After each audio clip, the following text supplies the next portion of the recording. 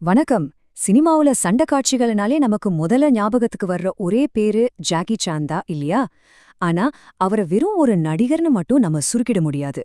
உண்மைய சொல்லணும்னா அவர் திரையில நடக்கிற, குதிக்கிற, விழுகிற ஒரு நவீன சினிமாவின் அற்புதம்னே சொல்லலாம். சாதாரணமா மத்த நடிகர்கள்லாம் ஆபத்தான காட்சிகளுக்கு டூப் போடுவாங்க. ஆனா ஜாக்கி சான் அப்படி கிடையாது. அவரே அவருக்கு ஒரு முழுமையான ஸ்டண்ட் குழுவா செயல்படுறாரு. தன்னோட உடம்பையே மூலதனமா வச்சு அவர் செஞ்ச சாகசங்கள்லாம் சும்மா சாதாரணமான விஷயமே கிடையாதுங்க. இப்போ நீங்க பார்க்க போறது ஏதோ ஒரு தீவிர சிகிச்சை பிரிவில் இருக்கிற நோயாளியோட ரிப்போர்ட் கிடையாது.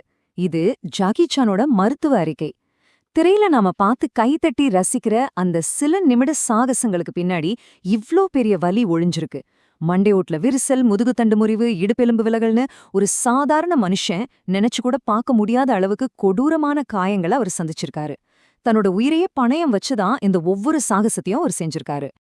இந்த இமாலய காயங்களோட பட்டியலை பார்த்தோன்னே எனக்கு அந்த மூலக்கட்டுரையில இருக்கிற ஒரு வரி தான் டக்குன்னு ஞாபகத்துக்கு வருது. இவ்ளோ காயங்களுக்கு பிறகும் அவர் எப்படிங்க இன்னும் உசுரோட இருக்காரு? இது சாதாரணமான கேள்வி இல்ல. அவரோட சாகசங்களை பார்க்குற ஒவ்வொரு ரசிகனுக்கும் வர்ற ஒரு நியாயமான ஆச்சரியம்தான்.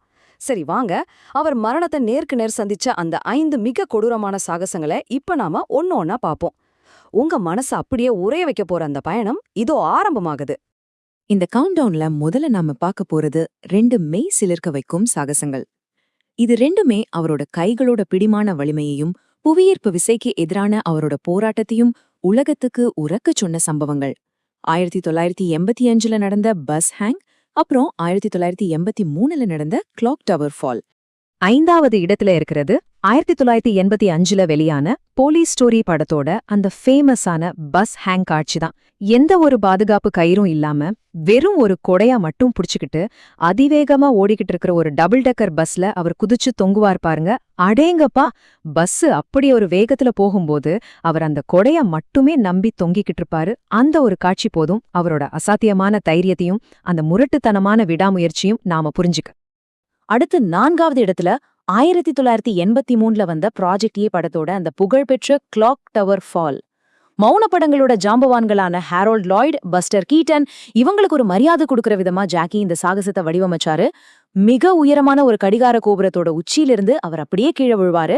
நடுவுல இருக்கிற துணிக்கூரைகளை எல்லாம் கிழிச்சுக்கிட்டு எந்த ஒரு மெத்தையோ பாதுகாப்போ இல்லாம நெஞ்ச பதற வைக்கிற ஒரு பயங்கரமான சத்தத்தோட அவர் நேரா தரையில வந்து மோதுவாரு.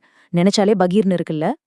இந்த 1983லிருந்து 1992 வரையிலான வெறும் 10 வருஷ கால இடைவெளியில அவர் எத்தனை தடவை மரணத்தோட கண்ணாமூச்சி ஆடியிருக்காருன்னு கொஞ்சம் பாருங்க. இது அவரோட வாழ்க்கையில ரொம்ப முக்கியமான, அதே சமயம் ரொம்ப ஆபத்தான காலகட்டம். அடுத்தடுத்த படங்கள்ல ஆபத்தோட அளவு அவர் எப்படி கொஞ்சம் கொஞ்சமா கூட்டிக்கிட்டே போனார் அப்படிங்கிறது இதிலிருந்தே நமக்கு தெளிவா புரியுது. 3வது இடம் வானத்துல சூப்பர் காப் ஹெலிகாப்டர் ஜம்ப். வெறும் புவியீர்ப்பு விசையோட மட்டுமே போராடிக்கிட்டு இருந்த ஜாக்கி 1992ல வெளியான இந்த படத்துல ஆபத்தை அப்படியே விண்ணளவுக்கு கொண்டு போயிட்டாரு.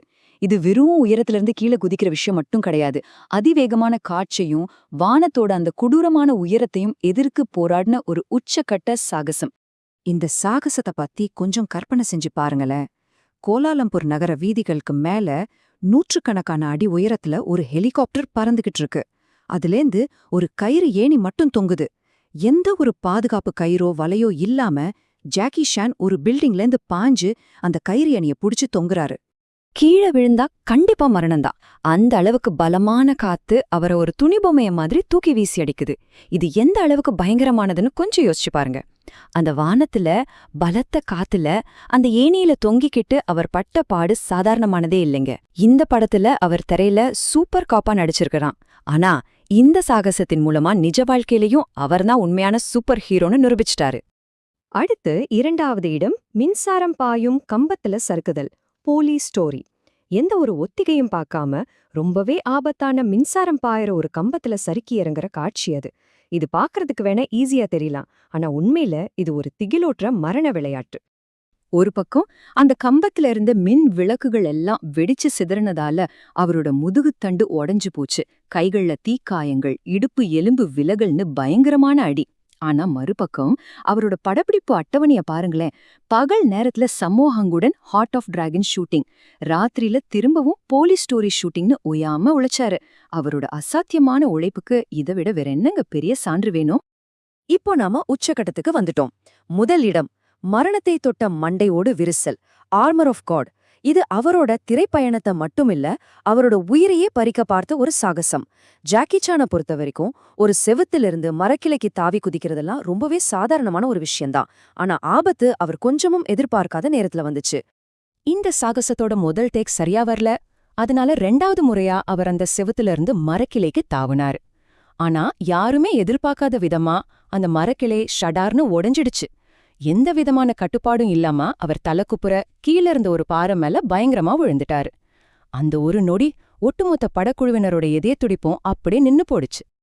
இதோட விளைவு ரொம்பவே பயங்கரமா இருந்துச்சு. அவரோட மண்டை ஓட்டுல ஒரு பெரிய விரிசல் ஏற்பட்டுருச்சு.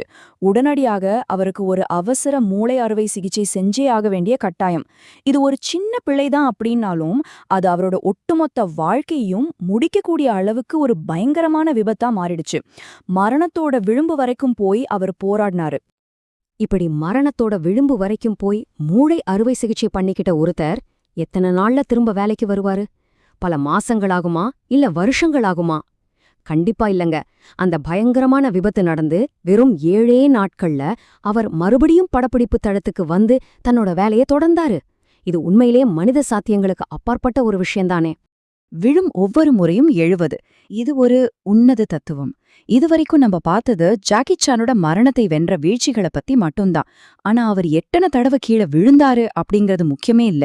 அவர் எவ்வளவு சீக்கிரமா மீண்டு எழுந்து வந்தாரு அப்படிங்கிறது தான் அவரோட உண்மையான வெற்றியே. அவருடைய இந்த அசாத்தியமான எழுச்சிக்கு பின்னாடி இருக்கிற இந்த தத்துவம் தான் அவரை இன்னைக்கு ஒரு உலகளாவிய அடையாளமா மாத்திருக்கு. இந்த கட்டுரையில கொடுத்திருக்க நெல்சன் மண்டேலாவோட இந்த வரிகள் ஜாக்கி சானோட வாழ்க்கைய அப்படியே கண்முன்னாடி கொண்டு வருது. வாழ்வின் மிகப்பெரிய பெருமை ஒருபோதும் விழாம இருப்பதில் இல்லை, ஆனால் விழும் ஒவ்வொரு முறையும் எழுவதில்தான் இருக்கிறது.